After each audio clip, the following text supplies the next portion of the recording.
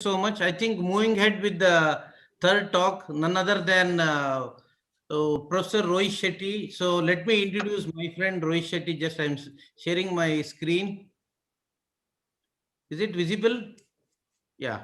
Uh, Dr. Rohit Shetty is my. I am very much excited to introduce my close friend Dr. Rohit Shetty, who is a consultant cornea and refractive surgery, and also vice chairman of Narayan Nethralaya, Bangalore.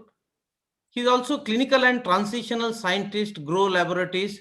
Also, his faculty in Maastricht University, Netherlands. Basically, he is a cornea refractive surgeon. I think his special interest in keratoconus and corneal ectatic disorder. He's been practicing a high volume of refractive surgery since almost around 15 years. The one more thing, he's been honored with the FRCS from Glasgow, Scotland, and United Kingdom, and presently he is a FRCS examiner. The He's also the chief mentor for the dual academic program PhD clinical fellowship at Narayan Nethralaya Institute, Bangalore, and also Maastricht University. So he'll be talking about something interesting, that mystery of biomechanics and wound healing. Over to Dr. Rohit. Sir, you have to stop sharing your screen. Okay. Yeah.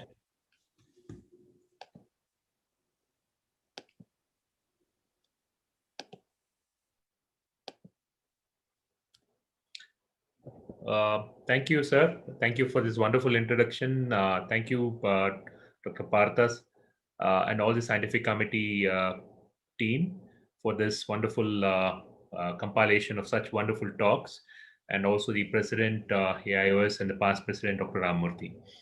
My talk is about mystery of biomechanics, wound healing, and more in refractive surgery.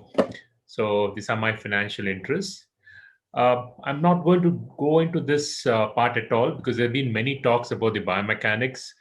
Basically, now it's not just the biomechanics; it's a mix of biomechanics and the topography. And these are, and in Pentacam versions, they're called BAD-D, CBI, TBI, and then there have been many talks about this.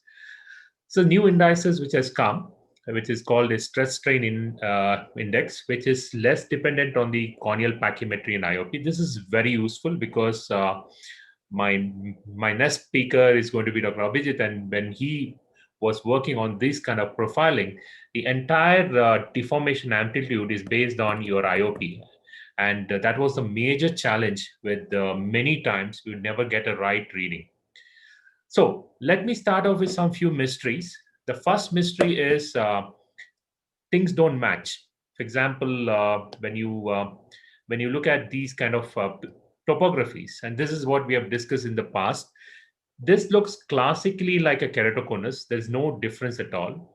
This is your. I've used both the maps. I use the maps of a Pentacam and also use the map of the MS39, which gives you an epithelial thickness and also the anterior elevation. But when you look at this, as soon as you look at this, your mind thinks that it is a keratoconus. But what happens is your biomechanics is normal, the BAD-D is suspicious, and your TBI is normal. Now the question comes is, do I trust the biomechanics or do I trust the topography? This is very important because you do see some changes out here. The second question here, again, a keratoconic picture, but your CBI is normal, your TBI normal, BAD-Ds. Now, what do we do with them?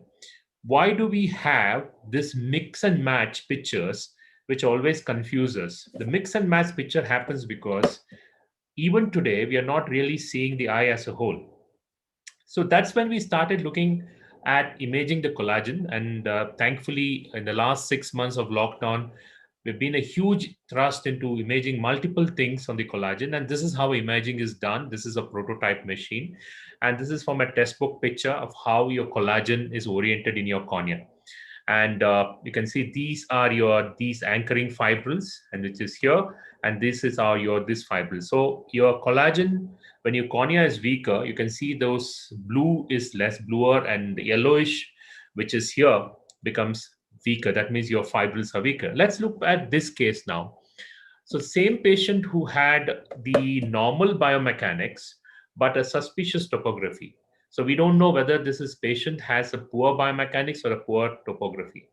So when we looked at the collagen imaging, it's completely normal. And this is how a normal is. This is our patient. And these are the axis orientation, the type of how the imaging is done. And you can see that exactly the same picture. So what was really the picture here is the biomechanics is actually telling the truth and not the topography. And this has always been the biggest dilemma for a clinician. Why does my biomechanics not follow the topography? Because your topography is not the real picture of what a cornea is in structurally.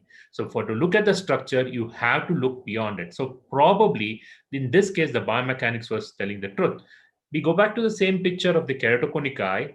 Still, the biomechanics was normal, and the TBI and bad D, they are together. They follow the same picture. So the CBI is the only one. The Corbett's biomechanical index is the only one which looks at it independently of the topography. It does not take too many parameters from there, and it was normal. Now go back to the collagen.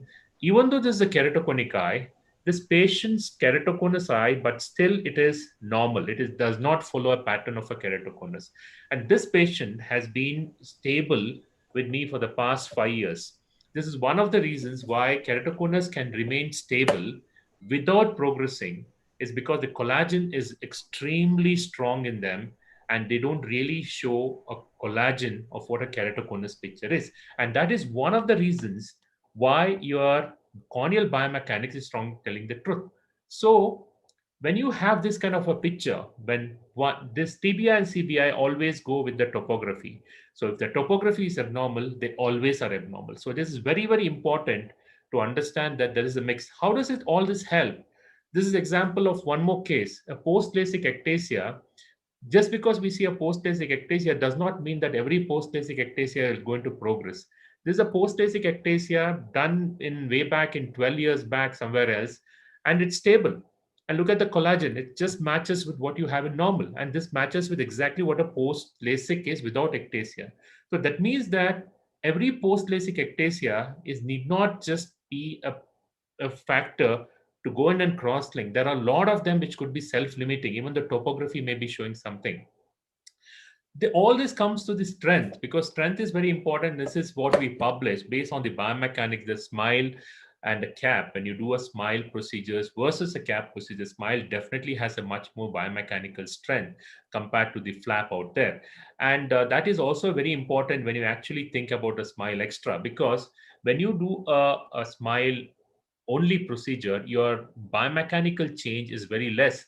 And compared to this, there is an 18-fold reduction in your biomechanics as soon as you do a flap itself. So even if you do an extra, you had to compensate for that 18%, which is not possible with your extra. And compared to smile, absolutely no change in your biomechanics when you don't make a flap. So that is why you get a much stiffer. And this is a new parameter in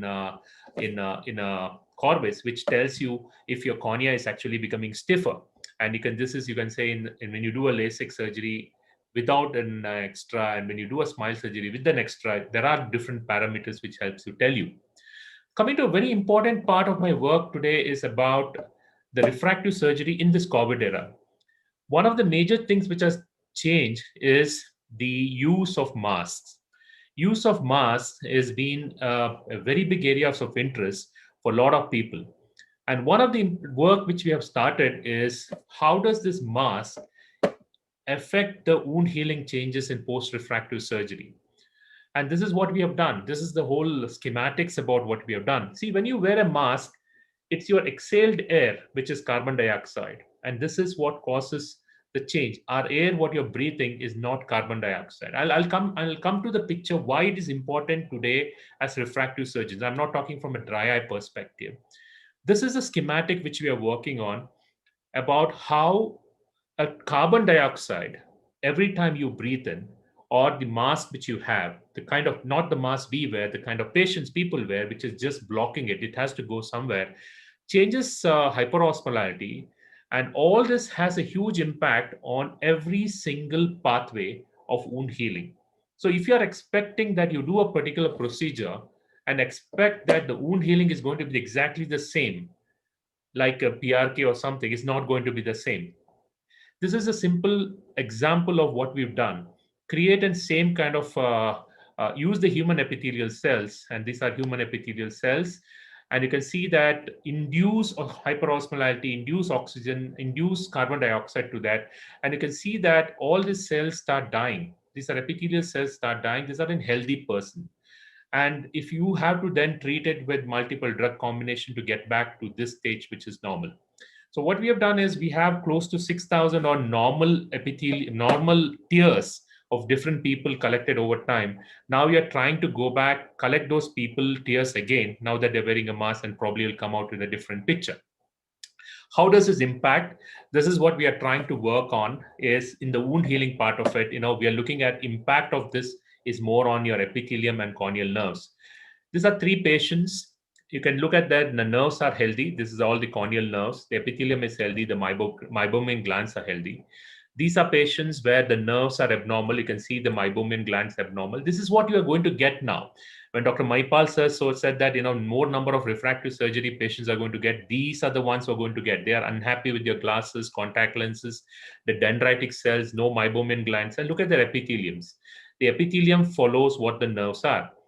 And you do a traditional LASIK on them. What really happens? Most of the nerves don't heal. And here in this page, this is all our own patients. And you can see that the dendritic cells have come, and at the end of it, this is what an epithelium is of these patients. If I go back to this, look at the epithelial healing. And these epitheliums are the ones who will create tremendous amount of epithelial changes which could induce or create aberrations. So what are the things we need to do in COVID times? The most important thing is ocular surface index, contact lens intolerance. Confocal is for the research purpose, and all these other factors. But you have to keep in mind, like we have been discussing, with no financial interest, a flapless surgery is important for a patient who is wearing a mask. So it is not, and when you're wearing a mask today, and when you're exposed to long hours, it is not, the wound healing is not going to be the same. And I have changed my entire protocol for these patients. They have more potent steroids if I'm doing a PRK. I use I use very long-term cyclosporin for them. And I take a lot of doxycycline and all that. And I pre-treat them if I'm to do a LASIK flap-based procedure, because the whole wound healing is completely going to be different. To summarize, this is a work of PhD, one of the papers of Dr. Pooja, and about how the wound healing happens. You have a pro-inflammatory, pro-fibrotic, and myofibrotic. This is exactly what happens as a wound healing pattern is. So what happens is when to say 30, but that never happens. I think The scientific committee member, you- they're all elderly people. Sunil, Emma. can They you don't mute have everybody else, please? Sunil, can you mute everybody else? They're all senior surgeons. Dr. Somshil, I think your mic is on. Sheila, your mic is on. Yeah. Sorry, I think Rohit, you can continue. So what happens is We are all old. so when we have a lot of inflammation, you can see that a lot of these changes which could have a problem, and this would change the way keratocytes behave. Basically, it's all connected to what a haze is. And the wound healing today, what I'm trying to say is, when you wear a mask and today's post-operative will completely different from what we had before the surgery. So we have to probably look at it completely differently. So this is my summary. Poor nerves, poor wound healing, poor epithelium is going to change. And these things, to understand these things, we're fortunate, even though this was COVID time, we were able to bring in a prototype. We've been talking about this for a long time, but this is a prototype in the clinic now, a point of care diagnostic kit. A lot of this haze forming factors, a lot of these inflammatory markers can all be checked. It takes close to an hour and a half now, but eventually when we go commercial, this will all be probably possible within 35-40 minutes. It's just like a PCR test would take 3 days. Now it's going to get you in a day's time. Thank all my team of researchers in my lab for this wonderful work for which I just compiled together. Thank you. Well, Rohit, quite interesting. I think a lot of questions you may have in this particular talk. I think to start with, I think I request none other than our chairman, scientific committee, Dr. Partha Biswas, and also Dr. Praveen Krishna to lead the discussion. Thank you very much, Rohit. As usual, a phenomenal talk, and you open up wonders. You've really been Sherlock Holmes for this session, and for all the mysteries that we have today in refractive surgery. I mean, so little is known about the biomechanics. The more one goes into biomechanics or the healing patterns, the fibroblasts and the cytokines, and everything is so complex that what is one way in which we determine that this patient is going to this level of healing, and that would be determining the options of uh, the satisfaction of a patient, as well as the visual acuity of a patient that the patient is going to achieve. So there is that psychological aspect which you have already elucidated in the past.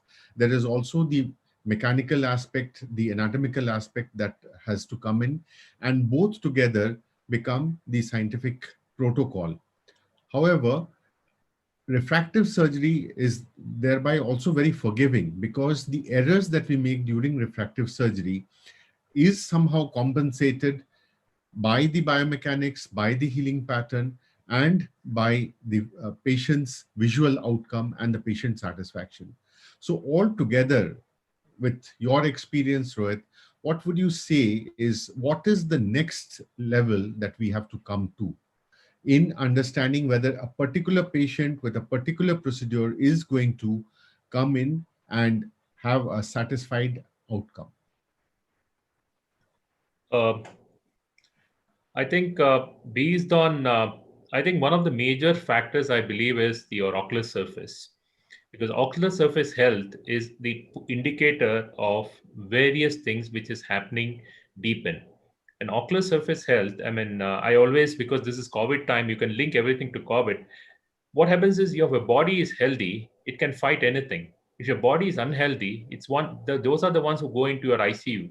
That means that if your ocular surface is healthy, you do a PRK of -15, you don't get scar. You do a -1 with a poor ocular surface, you get a dense scar of 100 microns deep. So that is one which is a factor. So the indicators are your meibomian glands, your ocular surface index, your if you have confocal, of course, it's not the standard of care, but confocal microscopy. And now we have the kit. I've been talking about it for a long time. Now it's in my clinic, and we're just waiting for to build this. This is a prototype, and you can at least look at now 6 or 7 different markers, which are all going to be linked to one or the other factors.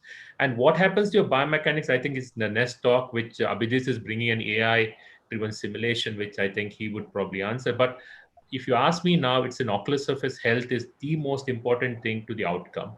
And that's why in this COVID time, it is most important to preserve the ocular surface health. So I would, if the patient is, if the patient is having a poor ocular surface, you defer or probably do a smile, because there you are bypassing all these factors completely. Praveen?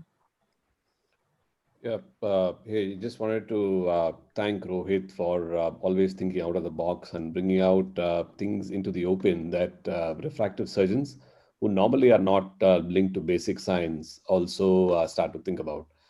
So some very interesting thoughts there, Rohit. Do you also think that because of the fact that patients are wearing masks at this time, there is also an increased chance of infection because of the redirection of the breath towards the ocular surface, in addition to reduction of the health as well? And do you think you would like to make a recommendation for patients undergoing surgeries like, say, PRK, to wear maybe a tape on top of the mask so that there is less of an effect of the breath on the ocular surface as well?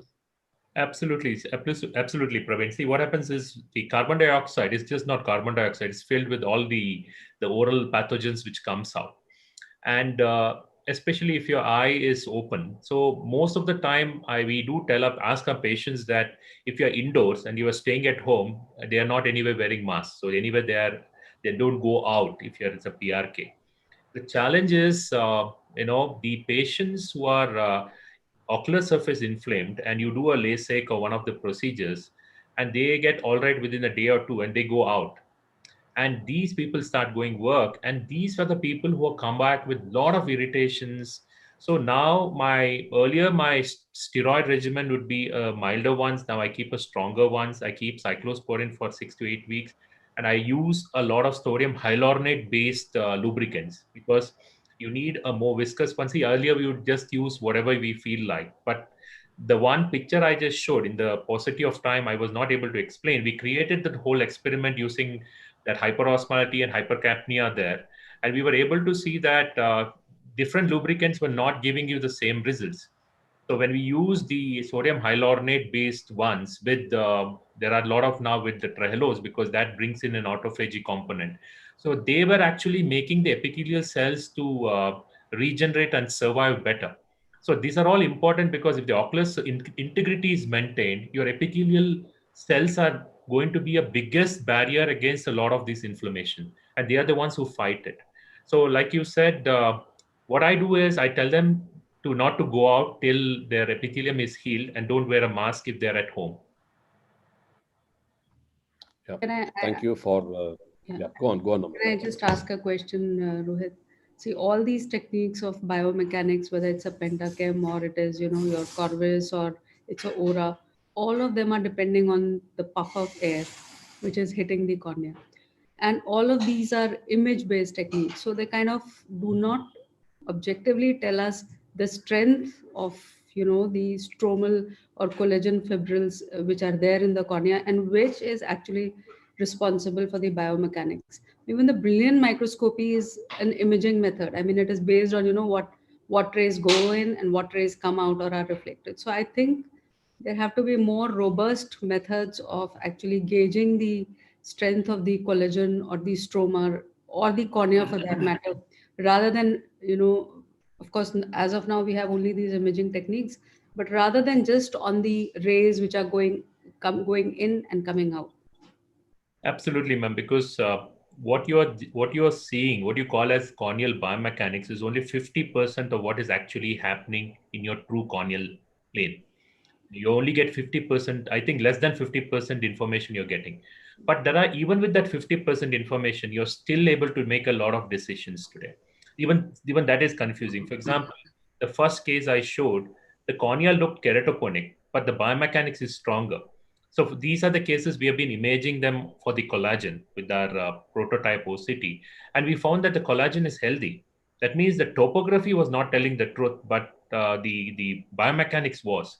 So because we are not connecting all of them together and we are reading all of them individually, I think there is a lot of times we are confused, because each machine is not connected to the other. And Pentachem and topographies today have a lot of normal variation which looks like keratoconus, which does not keratoconus. And in fact, I did a PRK for that patient. I could have done a smile or LASIK also for him, because it is not related to this corneal issue. His issue was he has a very abnormal looking curvature, which looks like a keratoconus, which a mind picks up as keratoconus and a bad D picks up as bad D. But when you really look at his biomechanics and his collagen, both are strong. And I mean, I mean, that is where I think this is answered for Dr. Partha, sir, is that we are in grossly, or our surgical techniques, like all of you showed, are extremely good, but our diagnostic techniques, I say, are grossly inadequate to at least look at 20-25% of them who are really not sure which side they fit in. And we have been imaging that a lot of a keratoconus. I showed one image of a patient with post-LASIK ectasia for last 10 years has not progressed.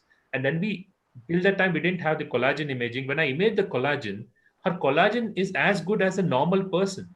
So the eye has somehow, the topography shows as keratoconus, ectasia, but the eye has somehow healed itself by not showing any signs of weakness in the collagen. So if I do a cross-linking on this patient, you'll end up in haze or a scar, because the eye is healed. You don't need cross-linking on it.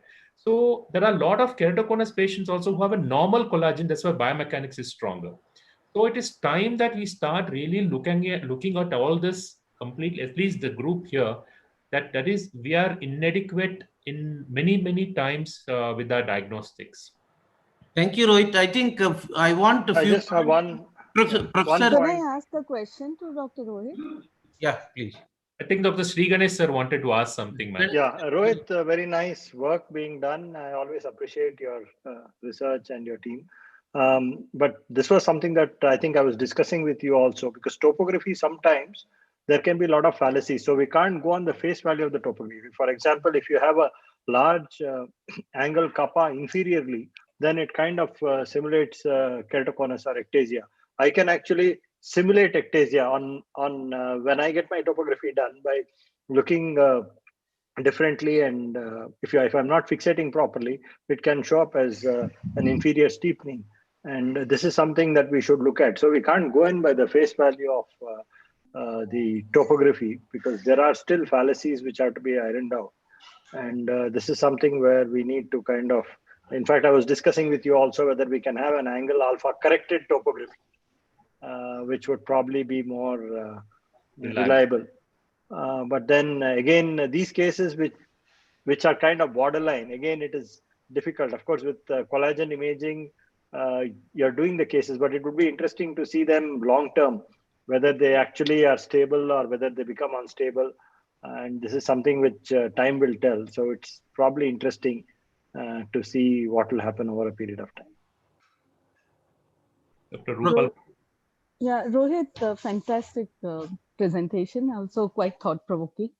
I just had one query. I was thinking that is it that we've been doing this all wrong all throughout? And if it is so, since so many years, should we not see a really high surge of ectasia? I mean, we don't see that many ectasia, Absolutely. even though we didn't have anything like this to look at. Absolutely. That is why I'm saying that topography is, in a good way, and I'm happy that it's doing it, over exaggerates even the small defects. So today, earlier the placidos would not, but the shine flow would. So when you start looking at the collagen imaging, lots of patients would look suspicious or all healthy collagen.